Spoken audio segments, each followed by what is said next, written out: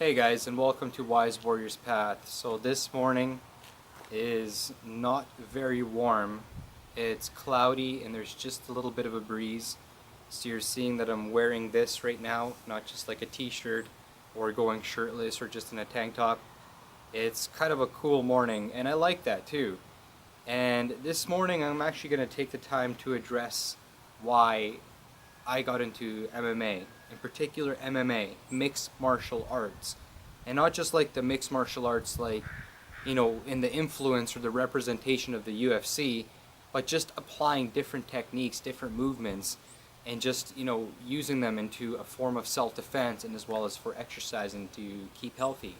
But before I begin this video and I address why I got into mixed martial arts in particular and why I like mixed martial arts, the idea of it, I'm gonna address something right now, and it's supposed to be the worst day of my life right now, but I'm trying to be positive and I decided just to come out here and make a video. And some of you who follow me know about my original channel called Wise Warrior's Path. This one's called Wise Warrior's Path 2. This morning I got shut down and it was very stressing. I contacted some family and some friends. I let them know about what happened. People who have been following me and have been watching what I talk about. And in that channel I spoke about politics and things like that, and just like as well as represented my Christianity. So that channel to me was talking about current events, what's happening with political situations. And there was stuff that I felt was very important that I had to share with people. And what I'm going to do, so that I won't get into detail, is I'm going to show you the link below. You can go see down in the description below, there's a link, and it's going to explain to you what happened with my other channel and what's happened to another channel that I had before, where I talked about politics and I talked about current events. I was kind of advocating against certain things that shouldn't be happening, like invasions and just what's happening right now with our political situations, things that people should be aware of. But before I make this video and this introduction about that, let's just talk about why I got into mixed martial arts. And you're going to see a little clip right here of what it looks like in front of me.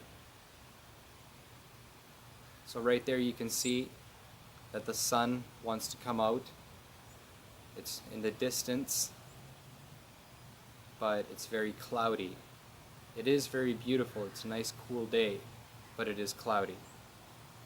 So today I'm just going to share to you why I like MMA. Why I like MMA in particular. What in reality brought me to MMA. And when I first started my martial arts, I started with Kung Fu, a little bit of karate, and that was because of my dad, because he studied these arts and he got a good black belt in many arts, and he came to Canada and as well almost got a black belt, but got busy with raising us.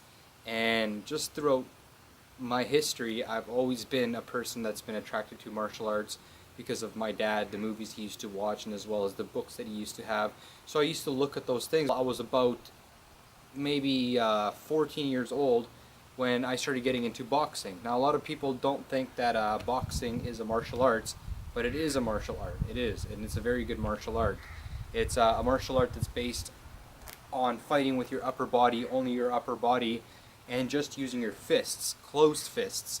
But even though it's just your closed fists, you become very good at using those closed fists. You become very good at blocking. You as well become very good at getting out of the way, weaving, doing a lot of things that are gonna, really get you out of trouble, and as well as deliver a lot of trouble for your opponent. Because boxing, for one, is something that people do kind of like when they get into fights, street fights or whatever it is, but it's also very more formally known as a sport called boxing. Duh. But it really helps. It's good. It's a good martial arts for the upper body. But later on in my life, when I was about 16 to 17, I started doing a little bit of MMA. I started doing jiu-jitsu. I started doing a little bit of kickboxing, and I went to a gym for about 6 months, and I really liked the gym. It was really good, but it was very slow. So whenever I kind of got used to things, it was just kind of slow. So I kind of gave up on that. I practiced the moves for myself. I saved quite a bit of money on it. And then later on in my life, when I was about 21, I took up Shotokan, karate. And I did just a little bit of that, but once again, it was a little bit slow. I learned everything. I kept doing, like the same things. And basically what I'm trying to say is that I was more at an advanced level than most of my peers around me. Like, I just had more like a curiosity, and as well, it was just taking a long time, and I had to pay a lot of money for it. So I just kind of gave up on that and decided to do the exercises for myself. I didn't really do much kicking, but I decided to get into HEMA, into swords, into practicing with two-handed swords, a single-handed swords, a sword and bucklers, and just doing it for fun, and as well as doing a lot of sparring. But a lot of the sparring that I did was kind of with my friends and stuff like that, but we developed some pretty good techniques, and you can see that as well in the link below. Some of the videos, or at least a compilation of stuff that I was doing in 2014 with some of my friends that I uploaded on YouTube. And that's also going to be explained on my other video with why today's the worst day of my life, because one of my accounts got shut down because I talk about politics. And you guys know Joe Rogan, right? Like, he's an announcer for the UFC, but he also talks about, politics. He talks about the current world. He has a show called Joe Rogan and stuff like that. So, he does what I do, but I got my account shut down. But let's get that out of the way. So, but what I was trying to say is that on that account is where I had most of my martial arts videos as well, way before this last account that got shut down. So you're going to be able to see in the link below. What do I like about MMA?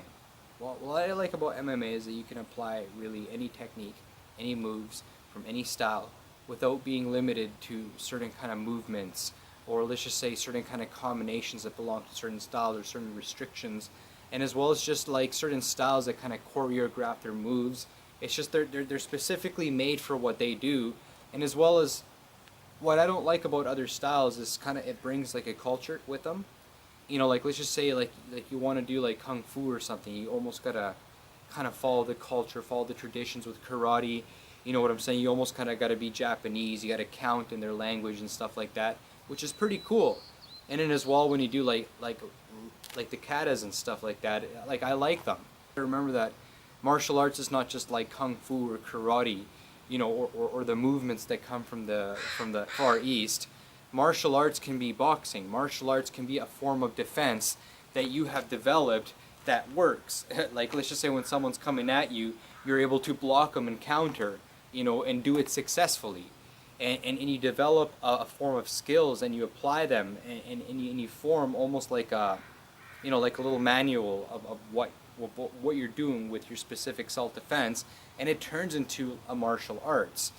Same with boxing. Boxing is not just like, it's not just people throwing haymakers. There's like combinations, there's certain conditioning, there's a mindset that comes with it. So boxing is a martial arts as well. A lot of people don't think that, but it is. But the thing about the martial arts from the Far East in China and those areas like that, and as well as Japan and other areas that I'm just not mentioning right now. I'm just mentioning the most popular areas. They got certain techniques and movements that are very superior to a lot of other types of martial arts, a lot of other types of self-defense forms. They really refined it to a point where it's like the martial arts of martial arts. And you got to have respect for those martial arts, especially when you're learning, let's just say, mixed martial arts, and you're learning certain techniques that just were not invented in your area. They were invented from other regions. But you got to remember that a lot of what people use, let's just say in Asian martial arts, is what they've been developing over thousands of years in their regions or the recent centuries that have been combining, their art forms or their movements and everything, as well as certain masters and teachers that have dedicated their time to combining certain movements. So let's just say like you do a kick like this, like there's like all Asian martial arts would do kind of like a spinning back kick like that. You know what I'm saying? Like most martial arts would do just like a roundhouse kick. You know what I'm saying? Like as well as like the leg kick's a good one that is used in mixed martial arts, and as well as all martial arts uses punching. They use like methods of punching that most martial arts applies. But the thing is that just because this was, this is used like in Asian martial arts, doesn't mean that this form, this kicking or this, is always going to belong to those Asian martial arts. So what I like about mixed martial arts is that I can apply Western philosophies to it, because I also like fencing, hema, stuff like that. With swords, I like the movements of the legs. I like boxing and the way you move with boxing, and it's just very good. And that's something that Bruce Lee also saw, like that Western kind of movement of it. That whole Muay Thai stuff too. Like the kickboxing. He just basically saw like the mixed martial arts version of fighting.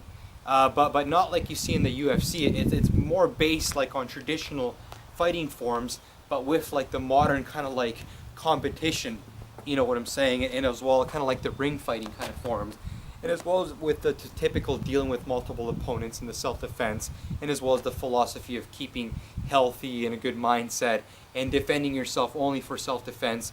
That's what he had. But he also saw the future of kind of like a mixed martial arts setting, which was his Jeet Kune Do. You know what I'm saying? And for me, I like kind of like those forms, especially when you get into like the Asian martial arts. I like what he did. You know what I'm saying? Like it's very fast. You're moving, you keep yourself unpredictable. You know what I'm saying? Like you don't choreograph your moves. You don't sit still like that. Do this and do that, which is a pretty good styles, and I use those a lot. But what I like about mixed martial arts is that I don't have to, like when I do these movements, I try to get them right. I try to get the movement, the breathing, everything right.